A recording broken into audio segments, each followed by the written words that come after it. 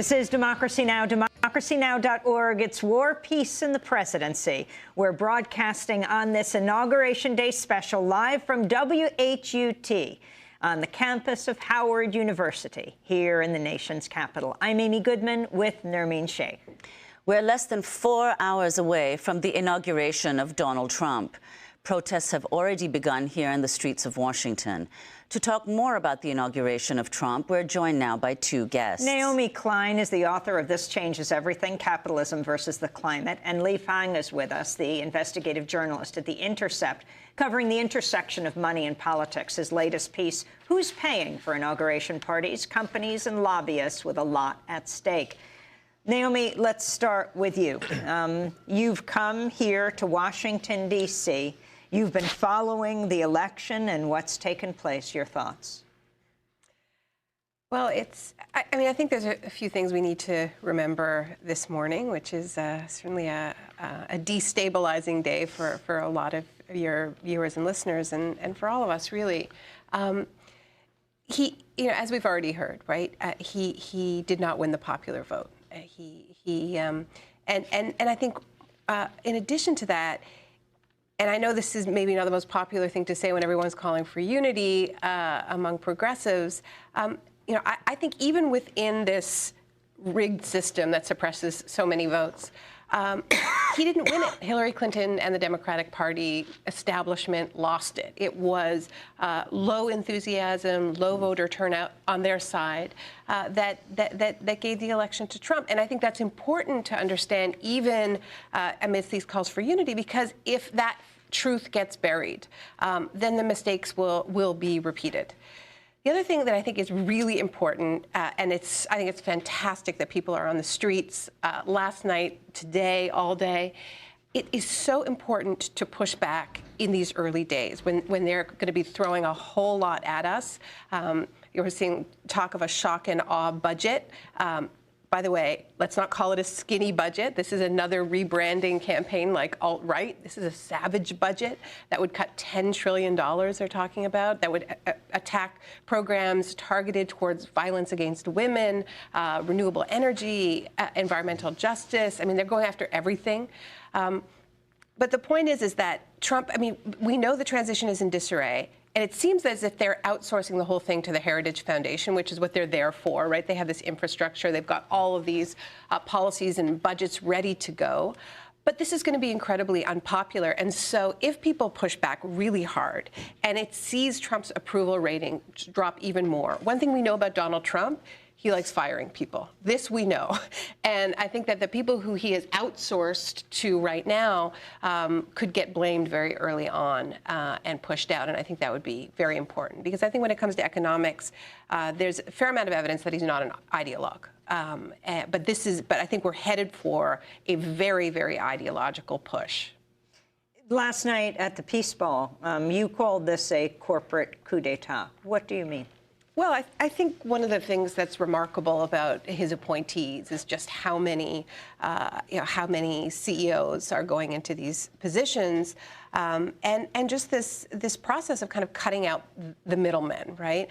Exxon running the State Department. I want to ask, where were you when you heard that Rex Tillerson, at the time the current CEO of ExxonMobil, the largest private oil company in the world, was nominated? And not just any oil company. This is a company that is the main target of the climate movement, that is under investigation by multiple states' attorneys general, and the SEC for its various deceptions, financial and climate deceptions, the target of a huge campaign, because this is a company that was in doing really some of the most important research into the reality of climate change back in the 1970s, and then bankrolled the deceptions that lost us decades of climate action in the 1990s and really up to the present day. So I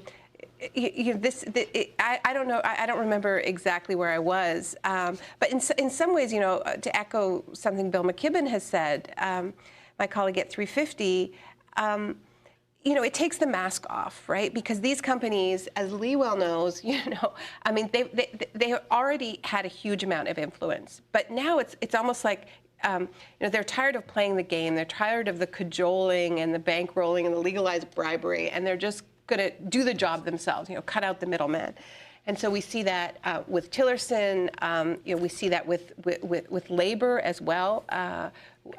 Whether Husder makes his way to actually being labor secretary is very interesting. Yeah, yeah. But I mean, one thing I would say about both these cases is, and I think this is once again important to remember on a day like today when a lot of people feel so demoralized, these guys are panicked because of the power of rising social movements, right?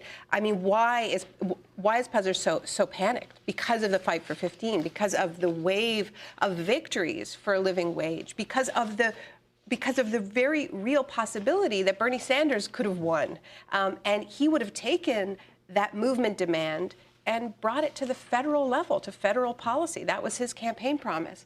And Tillerson, I mean, the biggest threat he faces is the goals that are enshrined in the Paris Accord, these hard-won goals to keep temperatures below 1.5 to 2 degrees, that would be the end of his business model, right? So this, you know, what I called a corporate coup is it's really about panic as much as anything else, and holding back these tides of progress on multiple fronts. You know, Steve Mnuchin and his friends are also worried about their business model and about Occupy, about the Sanders campaign, about the regulation that they would face. So, you know, I think we should see this in some ways as a sort of panicked last gasp, but that doesn't mean we don't need to confront it with everything we have. Well, let's go to what's going on today in Washington, D.C., the inauguration. Lee, your piece, most recent piece out yesterday, is called "Who's Paying for Inauguration Parties? Companies and Lobbyists with a Lot at Stake." So tell us, who is paying? Well, we don't know the full list of sponsors of the different inauguration festivities, but there are private events and, of course, the official inauguration events associated with the Trump transition. And these are all festivities that are privately financed. And according to some reports, we know that the official Trump inauguration events are sponsored by companies like AT&T, Boeing, and they're offered these special packages where if they provide a certain amount to finance these parties that are going on all over Washington, they get private meet and greets with the incoming administration and the nominees for cabinet. They get to party with the leadership of the congressional GOP. And, you know, these companies have tens of billions of dollars, if not more, at stake over the next 4 years. Boeing, for example, has lots of military contracts. They rely on government subsidies through the Export-Import Bank. AT&T would like a repeal of net neutrality, the rules won by the Obama administration over the last 4 years. And of course, we might see another era of mergers and acquisitions, which of course need regulatory approval. So the swamp, as it were, is welcoming the Trump administration, and they're hoping to get in early to win access. Well, is it unusual, though, who typically pays for inauguration parties? Like what happened in the previous election? No, and I think that's an important point to make. From, you know, Bill Clinton to Reagan to Obama, a lot of candidates campaign to throw the bums out and challenge the establishment. But too often, you know, this city, Washington, D.C., is run by lobbyists. They control the most powerful institutions. They set the parameters of the debate. And when candidates like Donald Trump, who promised to take on the establishment, to challenge these elites, as he's getting to Washington, he's being quickly co-opted. Well, I mean, that's one of the striking things about his appointments, the fact that there's so many people from Goldman Sachs, when he spent so much of his time campaigning, criticizing Clinton for her ties to Goldman Sachs. Yeah, no, and I think that's important to realize. You know, if you look at this cabinet, it's filled with CEOs and other elites. And I think in the next 100 days, we will actually see kind of a class war. Trump promised to take on these globalists, these you know, economic elites, but we will see the next 100 days a ruthless agenda on behalf of these same elites against worker protections, climate regulations. It's very likely that some of the very first executive orders that come out of the Trump administration are attempts to repeal much of the Obama legacy. You know, Obama only had control or a friendly Congress for 2 years of his administration. Most of his legacy were administrative rules, agency action, and those reforms are very fragile. It's very easy to repeal those type of rulemakings. So we'll see an attempt to chip away at everything from the Clean Power Plan to protections for retirement security, protections for workers trying to organize at fast food restaurants. There's a recent joint employer rule from the Labor Department. Everything from those rules to more obscure rules that govern food safety.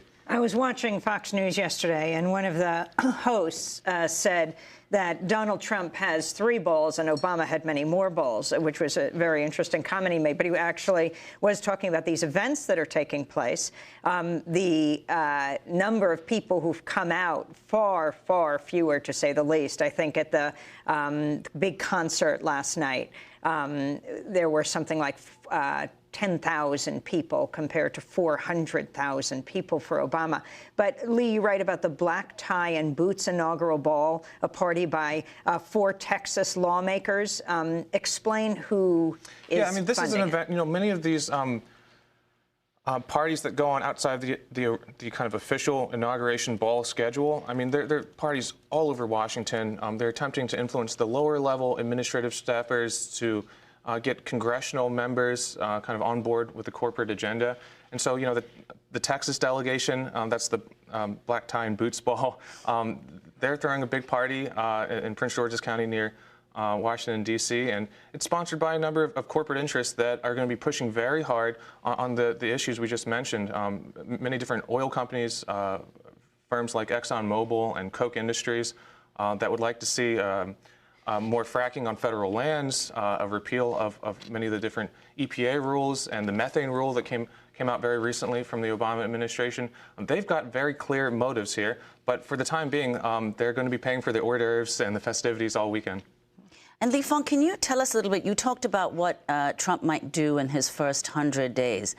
There are limits on certain things he can do because he requires congressional approval. But some of the things you mentioned, he doesn't require congressional approval for at all.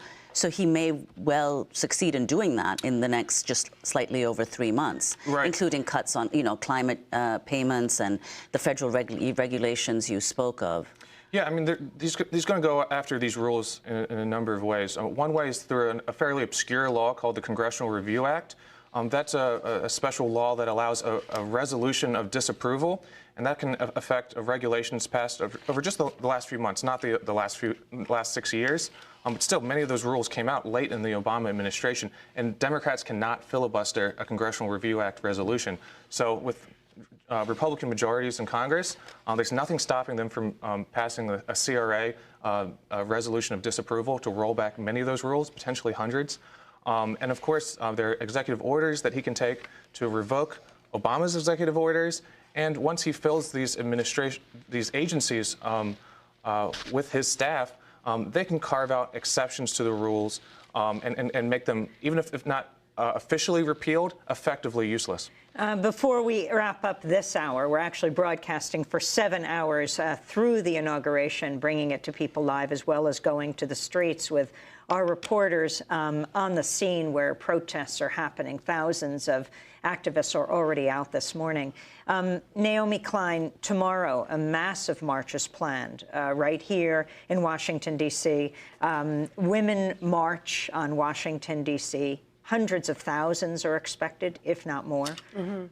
Yeah, and I think once again these, you know, we know he understands numbers, and as we heard from Michael Moore, we know he's very thin-skinned and is thrown by a few hundred. So, you know, close to 1 million people, or however many people are on the streets tomorrow.